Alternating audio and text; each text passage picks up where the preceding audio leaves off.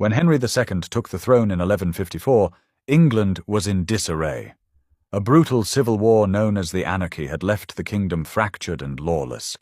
But Henry, the first Plantagenet king, was determined to restore royal authority, and he did so with energy, intelligence, and unrelenting will.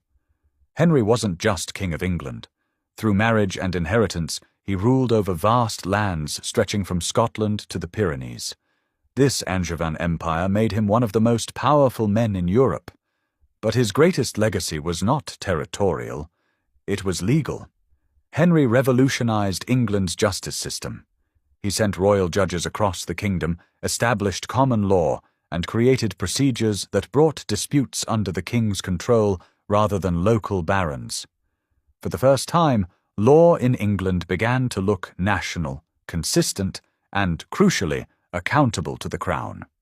But Henry's reign was not without conflict. His attempt to bring the church under royal authority led to a bitter feud with Thomas Becket, the Archbishop of Canterbury. When Becket was murdered in his cathedral by knights allegedly acting on the king's words, public outrage forced Henry to do penance. Yet even in scandal, royal power grew. The balance between crown and church had shifted. Henry's successors inherited both his power and his problems. His son Richard the Lionheart, though famed for his role in the Crusades, spent little time in England.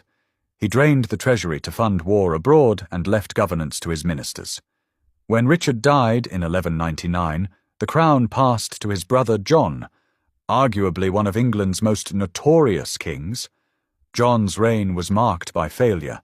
He lost nearly all his French territories, quarrelled with the Pope, and imposed heavy taxes to fund his military losses. His rule became increasingly autocratic, prompting a rebellion by the barons.